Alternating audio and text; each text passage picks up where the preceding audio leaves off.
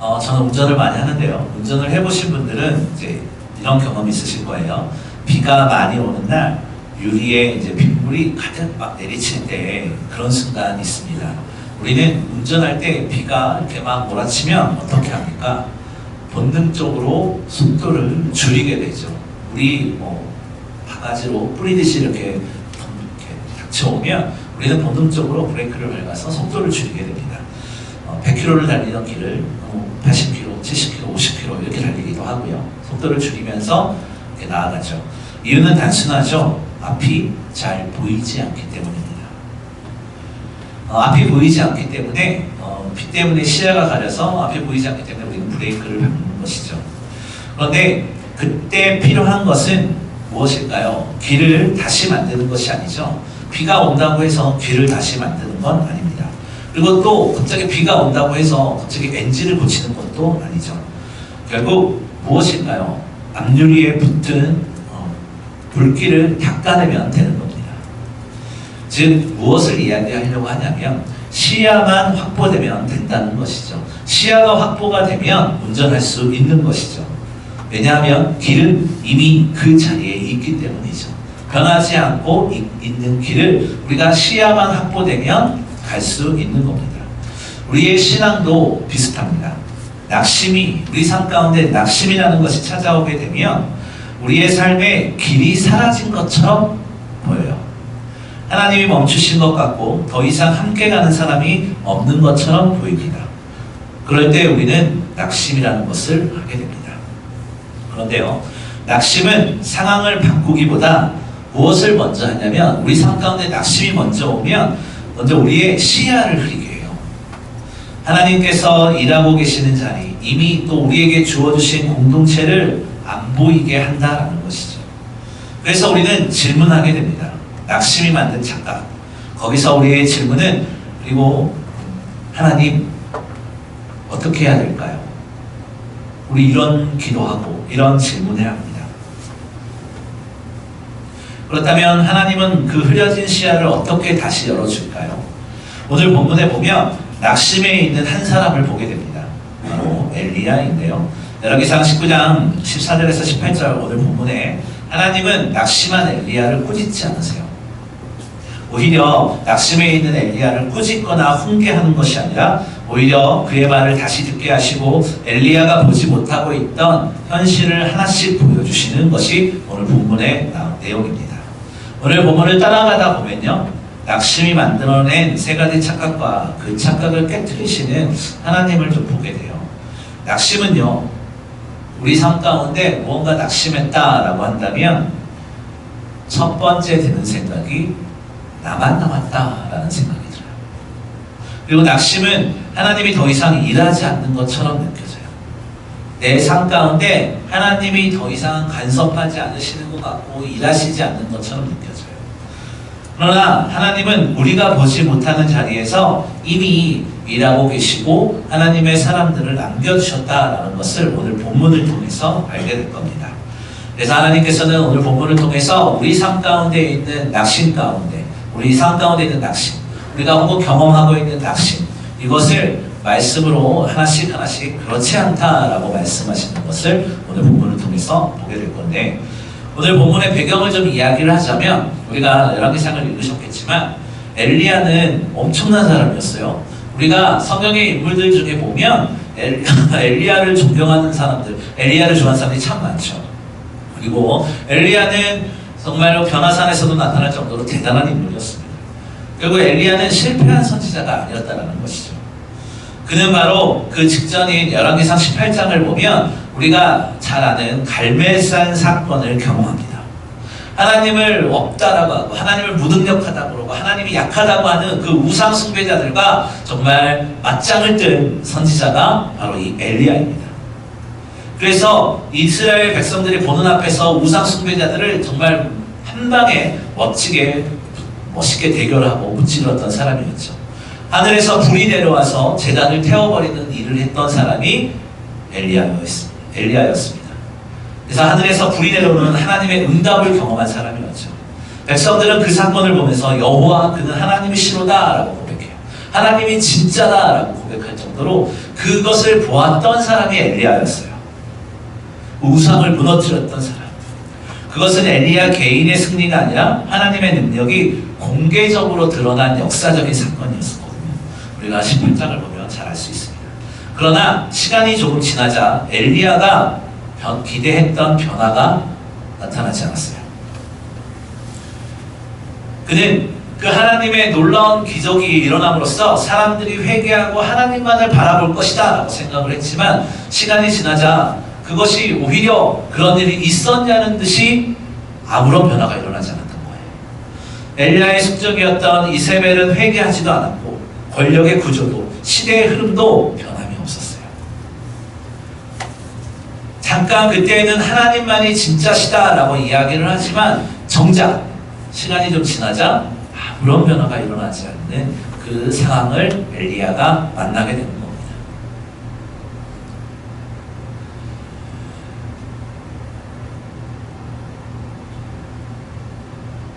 그때 엘리야가 어떤 생각을 했을까요?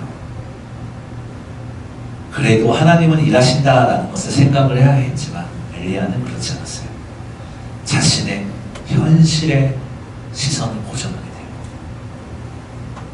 그래서 그의 마음속에 어떤 마음이 되냐면 이렇게까지 했는데 이렇게 이방 숭배자들과 대결을 하고 하늘에서 불이 떨어져서 제단을 태우고 큰 놀라운 일들을 했는데 아무것도 변하지 않았네요.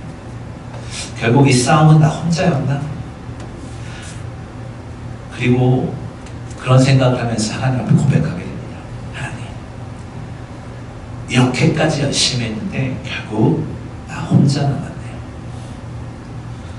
열왕기상 19장은 그 믿음이 무너진 엘리야의 모습이 등장합니다.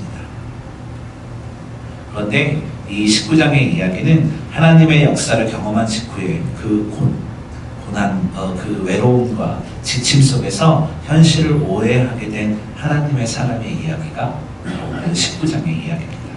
특별한 엘리야라서 특별한 선지자의 이야기가 아니라 오늘 우리 모두가 신앙의 길에서 얼마든지 겪을 수 있는 이야기입니다.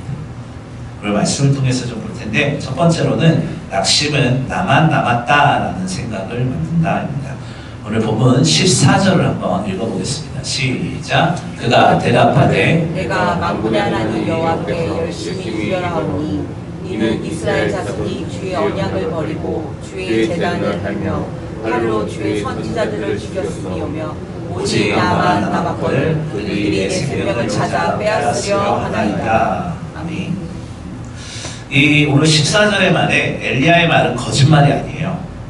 부분적으로는 진실이죠. 낙심은 신앙의 중심을 하나님에게로부터 나로 시선을 옮겨놓습니다. 내가 얼마나 했는지, 내가 얼마나 버텼는지, 내가 얼마나 혼자였는지를 계속 생각하게 해요. 그 결과 무슨 일이 생기냐면 하나님의 역사는 작아지고 내 감정은 커지게 돼요. 내가 그렇게 열심히 일을 했는데 그렇게 열심히 하나님의 일을 경험했는데 그 세상은 변하지 않고 환경은 변하지 않고 오직 나만 남았구나. 나를 죽이려고 했던 사람은 하나님의 그 놀라운 일을 경험했음에도 불구하고 변화되는 것이 아니라 여전히 나를 찾아 나를 죽이려고 하는구나. 이 생각을 했다는 거예요. 14절에서 엘리야가 오늘 본문에 나만 홀로 남았다 이렇게 얘기를 하고 있어요. 오직 나만 남았거늘 이렇게 이야기를 하잖아요. 이게 무엇이냐면 나 혼자만 이런 뜻인데요. 오직 나만 남았다라는 것에 대해서 이야기를 할 때 나만 남았다 이것은 나 혼자만이라는 뜻인데요. 이 단어는 원래 외로운 상태가 아니라 나 말고는 아무도 없다 이런 뜻이에요. 오직 나만 남은 거. 그러니까 세상에 하나님을 따르는 사람이 나밖에 없다라고 이야기를 하는 거예요. 그래서 낙심되며 외롭다라고 이야기하는 거예요. 그런데요, 성경에서 오직 나만 이 단어가 언제 쓰였는지를 좀 보면요, 성경에서 보면 홀로 유일하신 하나님 뭐 이런 말을 하잖아요. 이럴 때 홀로 유일하신 할 때 이 단어가 오직 나만이랑 똑같은 말이에요. 이 엘리야가 무슨 이야기하냐면 낙심으로 인해서 자신의 감정이 왜곡된 거예요. 그런데 여러분, 홀로 영원하다. 이건 하나님만 쓰이는 거잖아요. 그런데 엘리야는 지금 그 어느도 누구도 없이, 그 누구도 알아주지 않고, 그 누구도 곁에 없고, 하나님을 따르는 사람은 나밖에 없는 것 같다라고 이야기를 하는 거예요. 우리가 여기서 생각해 봐야 될 게 신앙의 중심이죠.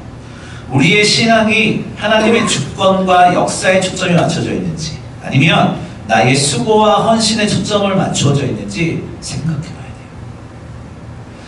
이 낙심이, 우리 삶 가운데 신앙의 낙심이 올 때 우리의 중심축이 하나님으로부터 내 자신으로 이동을 하는 것처럼 우리는 가정과 혹은 교회, 직장에서 이런 생각할 때가 있어요. 나만 이렇게 애쓴다, 나만 이렇게 헌신한다, 이런 생각할 때 있습니다. 이러한 생각이 들 때 우리는 먼저 질문해야 될 것이 있어요. 이게 사실인지, 아니면 지친 마음이 만들어낸 해석인지 우리는 생각해 봐야 돼요. 진짜 내가 하나님 너무나 힘들고 낙심됩니다, 어려워요 하는 것이 진짜 그게 사실인지, 아니면 내가 내 감정이 만들어낸 또 하나의 해석인지를 반드시 짚고 넘어가 봐야 된다는 거예요. 우리는 어쩌면 하나님의 역사를 보고 있는지, 아니면 나의 수고만 보고 있는지 분간하지 못할 수가 있어요.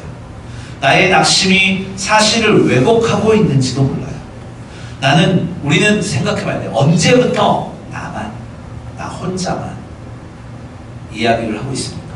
나만 잘해, 나만 의로워, 나만 열심히 해. 여러분, 진짜 위험한 거예요. 하나님은 너 한 명을 통해서 하나님의 나라를 이루어가지 않으신다라는 것이죠. 우리 모두를 통해서 일하십니다. 아멘. 여러분, 우리의 교회가 누구 한 명만 잘해서 교회가 이루어질까요? 그렇지 않아요. 정말 그렇습니다. 우리는 자꾸 우리의 시선이 내 자신에게로 맞춰지니까 나만 잘하는 것 같고, 나만 열심히 하는 것 같고, 나만 기도하는 것 같아요. 그렇지 않아요. 하나님의 교회는 누구 한 명이 아니라 우리 모두를 통해서 이루어지는 겁니다. 그리고 더 나아가 하나님의 뜻 가운데 이루어진다는 겁니다.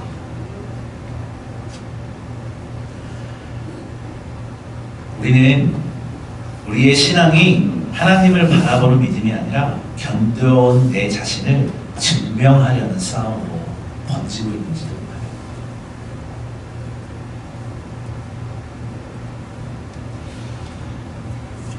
하나님은 오늘도 일하고 계시지만 우리가 너무 지쳐서 그 일하심을 보지 못하고 있는 것이 아닐까요?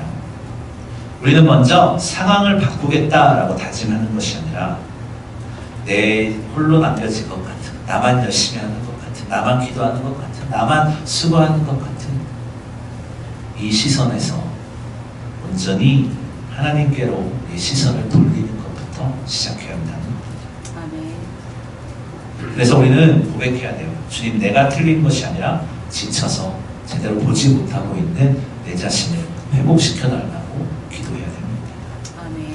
낙심의 가장 무서운 힘은요, 틀린 생각을 심는 것이 아니라 보아야 할 것을 가리우는 거예요.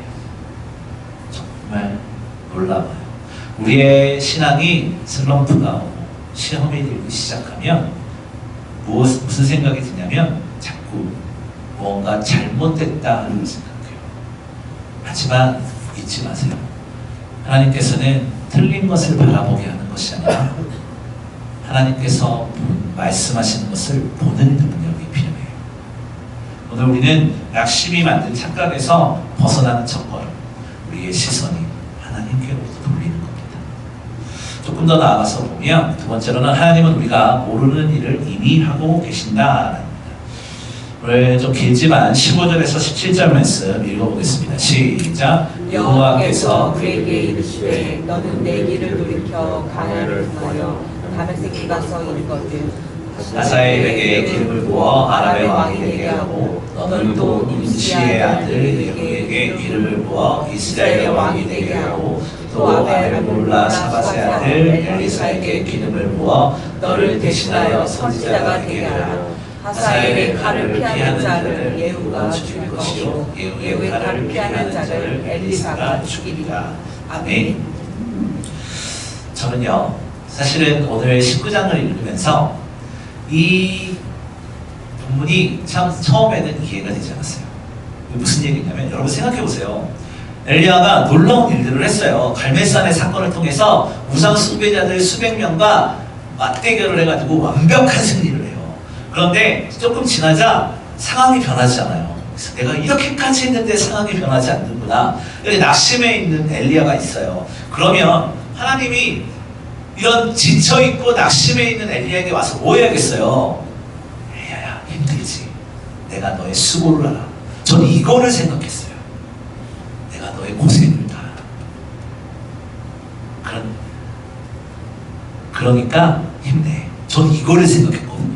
그런데 하나님께서는 엘리야, 내가 너의 수고를 알고 너를 뭐 어떻게 하고 이런 이야기를 하시는 것이 아니라 15절에서 17절까지 얘기를 하시는 거예요.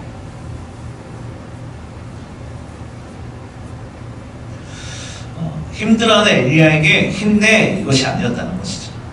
하나님은 엘리야의 감정을 길게 설명하지 않으세요. 대신 무엇을 하냐면 네가 다시 무엇을 해야 할 사명에 대해서 언급하시는 겁니다. 뭐 좀 전에 읽었지만 하사엘을 아람 왕으로 세우고 예후를 이스라엘 왕으로 세우고 엘리사를 엘리야의 후임 이을 선지자로 세워라 라고 말씀을 하시는 거예요. 처음에는 저는 이 본문을 읽으면서 하나님 너무 하시는구나. 아니, 일을 하더라도 좀 위로 좀 해주고, 좀 격려도 좀 해주고, 이렇게 하고 나서, 야, 힘들지? 힘내. 내가 도와줄게. 그리고 너 나서 이거를 해. 이렇게 말씀하시는 것이 아니라, 동문서답 하듯이 하나님께서는 너는 이거 하고, 너 가서 이거 하고, 이거 하고, 이거 하고 해. 이렇게 말씀하시는 거예요. 즉, 이게 무엇인가 라고 하면 하나님의 일이 엘리야 한 사람에게만 걸려있지 않다는 것을 이야기하는 것인데, 엘리야는 이제 나만 홀로 남아있다, 이제 끝이다 라고 느꼈지만 하나님께서는 이미 다음 단계를 준비하고 계셨고 그 다음 단계를 선언하고 계시는 겁니다. 우리가 이제 끝이다, 이제 혼자다 라고 말할 때 하나님은 아니, 아직 할 일이 남아있다 라고 말씀을 하시는 것이 하나님의 방식이에요. 그래서 15절과 16절에 우리가 읽었지만 기름 부어라 라고 말을 하잖아요. 이것은 단순히 기름 붓는 행위가 아니라 하나님의 권위와 사명을 위임하는 거룩한 의식을 이야기할 때 기름 부음을 이야기하는데, 낙심해 있는 엘리야에게 하나님은 야, 이제 수고했으니 그만 좀 쉬어, 이런 것이 아니라 미래를 준비해 라고 말씀하십니다. 이것은 엘리야에게 새로운 관점을 주시는 하나님의 방법이었어요. 하나님의 그 구속사는 한 세대에서 멈추지 않고 계속 이어지는 겁니다. 엘리야가 보지 못한 미래를 하나님은 다시 설계하고 계셨던 것이죠. 하나님 성경에서 다음 단계, 뭐 이렇게 다음 단계를 이야기할 때 이런 일들을, 이런 사건을 통해서 다음 단계를 이제 보여주고 계시는 건데, 하나님의 일은 우리의 눈에 보이는 것보다 훨씬 크죠. 하나님이 주시는 다음 단계는 우리는 무언가 다음 단계 하면 더 크게, 더 많이 생각하지만 하나님께서 말씀하시는, 하나님께서 우리에게 주시는 다음 단계는 더 큰 자리가 아니라 다시 걸을 수 있는 자리를 이야기할 때 씁니다. 그래서 성경에서 다음 단계를 의미하는 것은 더 열심히, 더 하라 이게 아니라 다시 살 수 있게 하는 은혜, 이걸 얘기해요. 우리 다음 단계로 나아갑시다. 성경에서 하나님께서 우리에게 다음 단계를 말씀하십니다. 이것은 더 열심히, 더 많이, 더 큰 걸로 이게 아니라 다시 회복을 이야기해요. 너의 자리에서 다시 한번 하나님을 바라보아라 라고 이야기해요. 지금 우리의 삶에 어떠한 상황 가운데 있을지라도 우리가 내 삶에서, 우리의 가정에서, 우리의 교회에서, 우리의 직장에서 내 역할은 이제 끝났다라고 생각할 때에도 하나님은 그렇지 않고 다음 단계를 이야기하는 거예요. 회복을 이야기하는 것이죠. 여러분, 우리의 마음이 회복돼야 되고요. 하나님의 말씀으로 회복돼야 되고요. 우리의 삶이 주님께서 주시는 은혜로 회복돼야 되는 거예요.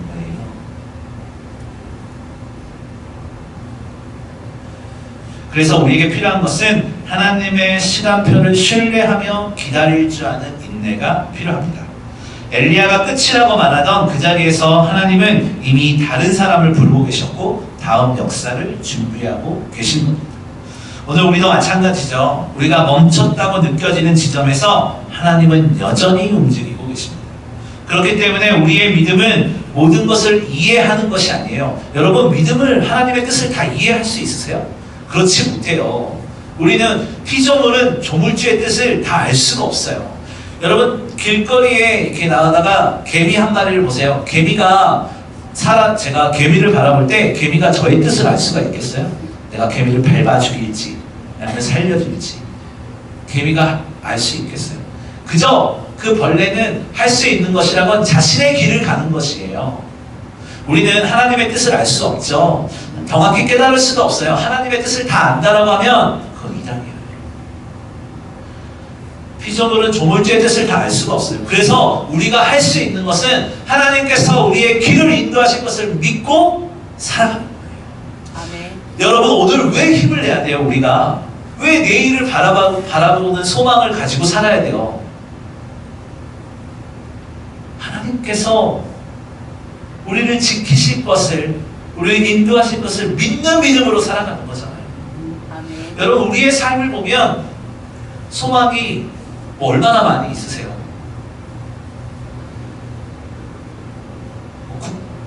좀 전에 장로님 기도도 하셨지만 국제 정세만 봐도 참 많이 마음이 힘들죠. 여러분, 우리의 삶은 어떤가요?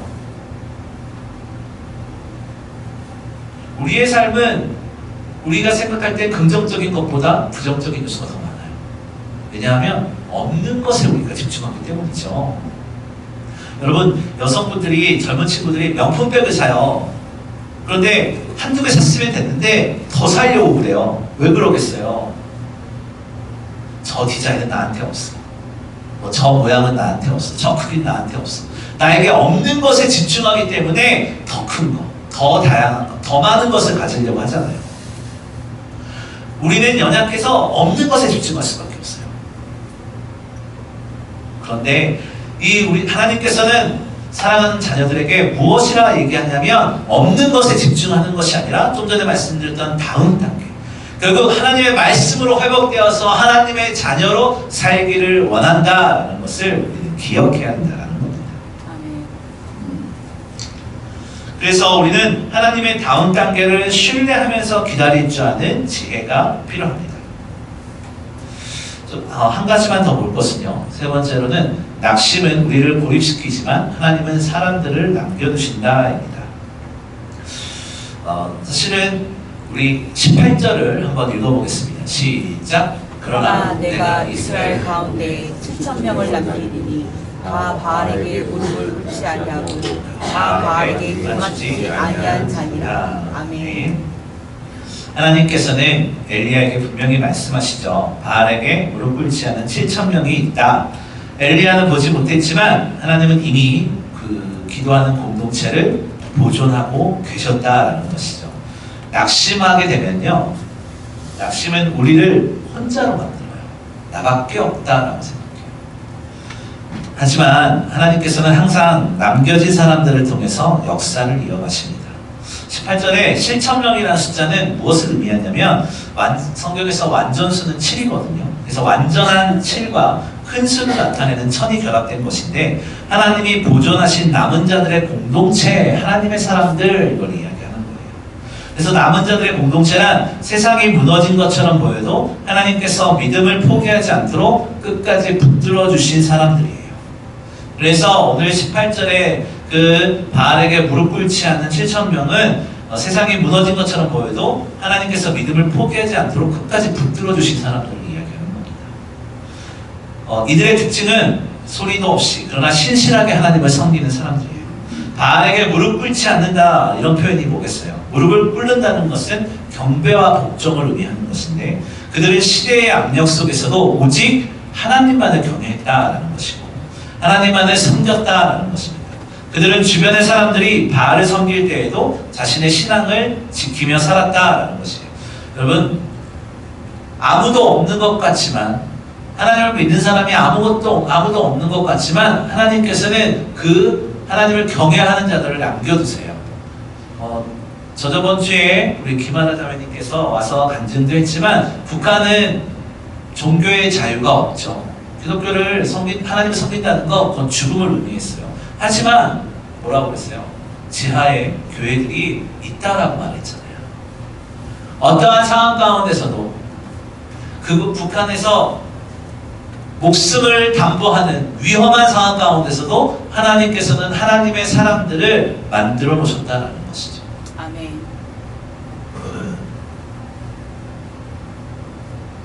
이것은 성경을 통해서도 봐도 반복해서 나타나는 하나님의 방식이에요. 모든 것이 끝난 것처럼 보여도 하나님은 믿음을 포기하지 않는 사람들을 반드시 남겨두신다는 거예요. 그리고 하나님은 언제나 그 남겨진 사람들을 통해서 역사를 이어가십니다. 말씀을 붙들고 기도하는 사람이 나 혼자인 것 같고 나만 애쓰는 것 같고 나만 참고 있는 것 같은 생각을 할 수 있어요. 교회 안에서 가정 안에서 다 그렇죠. 나만 내가 섬기는 자리에서 늘 같은 얼굴만 보이고 같은 사람만 수고하는 것처럼 느껴질 때 있습니다. 그래서 우리는 지칠 때 낙심하게 됩니다. 그러나 하나님은 우리가 보고 있는 그 자리만 일하고 계시는 것이 아니에요.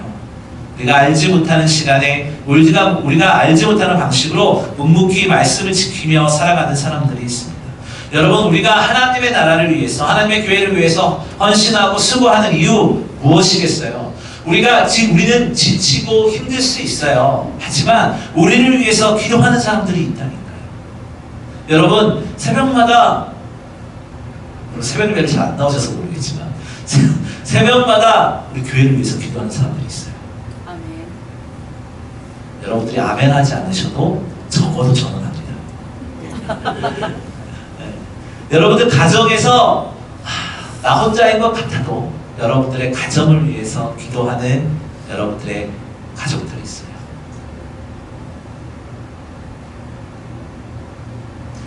우리가 보지 못한다고 해서 그들이 없는 것이 아니죠. 우리가 모르지만 여러분들 각자의 집에서 시간을 정해놓고 여러분들을 위해 기도하는 사람들이 있어요. 그렇게 그거 보고 힘내야죠. 아멘. 그 기도가 없어지지 않게, 땅에 떨어지지 않게 우리가 힘을 내야죠. 다시 한번, 결국 성경은 예수 그리스도를 통해서 주님을 바라보며 회복하라고 하는 거잖아요. 아멘. 우리가 우리의 삶에 선한 것이 없어 보이고 잘 되는 것이 없어 보일지라도 우리가 회복할 수 있는 근거는 하나님께서 우리를 지키시고 우리를 위해 기도하는 사람들이 있다라는 거예요. 아멘. 우리들 단지 우리의 시야에 밖에 있을 뿐이에요. 여러분, 새벽마다 기도하는 사람들이 있어요. 우리가 새벽 예배를 안 나오면요, 그들이 기도를 하는지 잠을 자는지 모르잖아요. 결국 우리의 시야에 밖에 있다고 해서 없는 것이 아니라는 것이죠. 제가 군대를 갈 때 저희 이제 어머니가 식사를 아침 저녁으로 챙겨주셨어요. 그래서 전 항상 잔소리 하셨어요. 너는 그 냉장고를 열면 먹을 게 있는데 왜 안 꺼내 먹냐고, 꼭 차리게 만드냐. 저녁에 어머니가 일하고 들어오시면 피곤하실 텐데 제가 그래요. 엄마 밥. 그러면은 힘들고 지친 몸으로 그냥 아들을 먹이겠다고 그냥 상상 차려주세요. 그래서 너는 도대체 냉장고 손이 없니 발이 없니, 이걸 정말 귀에서 피가 나도록 들었어요. 그래서 이때 훈련소를 갔어요. 군대를 들어갔어요. 그래서 휴가를 나중에 나서 듣는데 어머니가 제가 군에서 없어지면 밥을 챙겨줄 사람도 없고 빨래를 해줄 필요도 없고 홀가분할 줄 알았대요. 그런데 딱 입소한 그 다음날 허전하더라고요. 군대를 보내신 자녀분들은 우리 정배 호사님도 잘 아시죠? 허전하더라고요. 밥을 챙겨줘야 될 것 같고 옷을 사줘야 될 것 같고 그런 마음이 드시더라고요. 여러분, 우리가 눈에 보이지 않으면 허전하고 외로울 수 있어요. 만들 수 있어요. 여러분, 제가 군대를 가서 이제 밥을 해주거나 이럴 필요가 없다고 해서 어머니가 허전하다고 해서 제가 없어졌겠어요? 아니요. 다른 데 있는 거잖아요. 우리는요, 하나님의 은혜가 여전히 있지만 우리의 시야에서 보이지 않는다. 내 눈에 하나님의 은혜가 느껴지지 않는다라고 해서 하나님이 나를 버렸다거나 하나님이 없다거나 이렇게 생각할 수 있어요. 지쳤다라고 생각할 수 있어요. 하지만요, 하나님께서는 그렇지 않으세요. 다음 단계를 준비하고 계신 분입니다. 아멘. 우리의 회복을 통해서 하나님의 이름이 높아질 계획을 준비하고 계신다라는 겁니다. 아멘.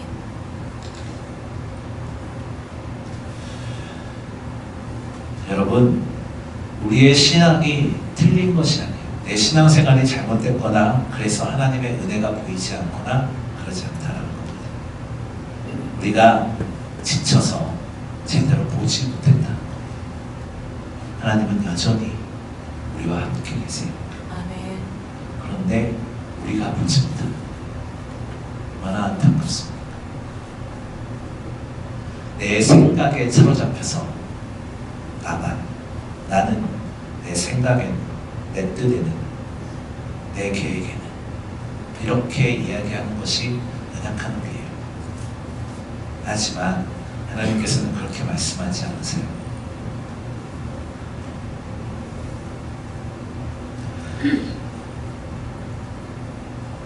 우리의 낙심이 만든 착각을 깨트려라 라고 말씀하십니다. 결국 우리의 영혼이 회복되기를 원하십니다. 아멘. 빠르지 않는 기쁨이 솟아나기를 원하십니다. 여러분, 안개가 짙게 낀 날 길을 걸어가거나 운전을 해보셨습니까? 길이 사라진 것이 아니죠. 산도, 다리도, 집도 모두 그대로 있지만 우리가 안개 때문에 제대로 보지 못할 뿐입니다.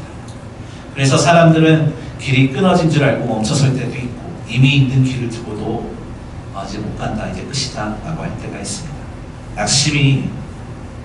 낙심이라는 것이 바로 그래요. 엘리야의 문제는 사명이 사라진 것이 아니었어요. 하나님이 일하지 않게 된 것도 아니었어요. 그의 문제는 하나님이 보이지 않게 된 것이었습니다. 엘리야는 갈멜산에서 하늘의 불을 보았던 사람입니다.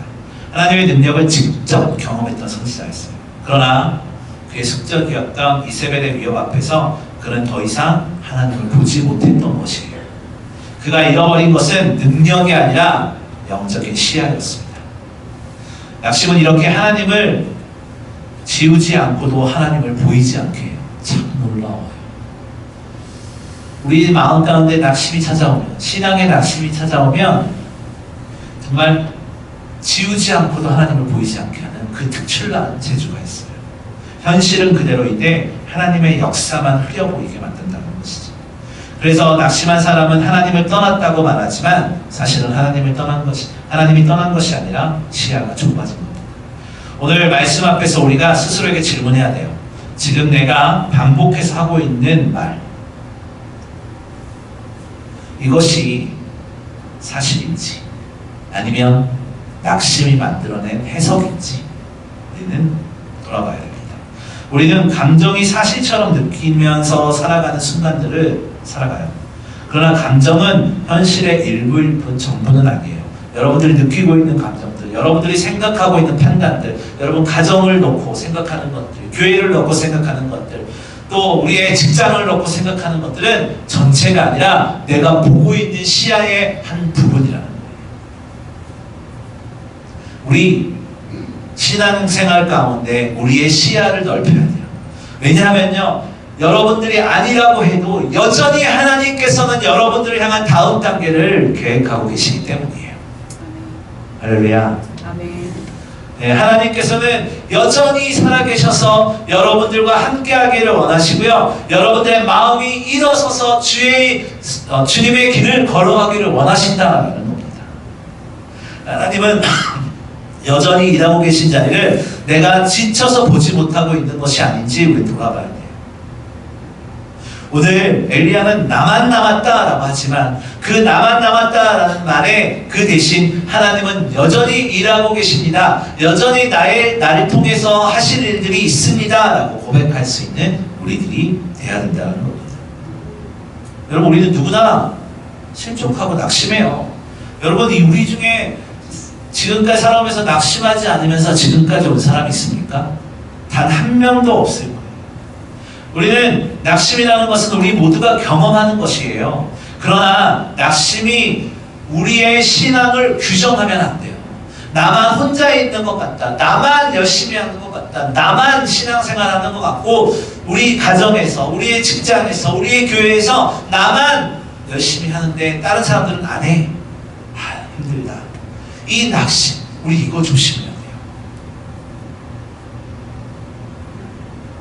왜냐하면 오늘 말씀에서도 엘리야가 하나님 나만 혼자 남은 것 같고 이제 끝입니다 라고 느낄 때에도 하나님은 다음 세대를, 다음 단계를 준비하고 계시다는 겁니다.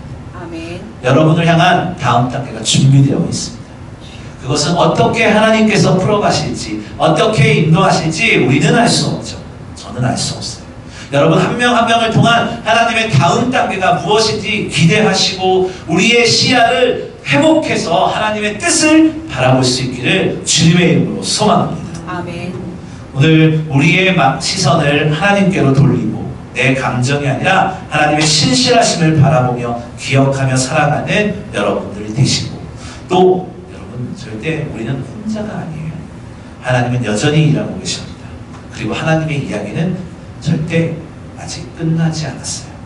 여러분들을 통해서 계속 하나님의 역사하심과 하나님의 스토리가 이어져 갈 것을 믿고 날아가는 저와 여러분이 되시기를 주님의 이름으로 소망합니다.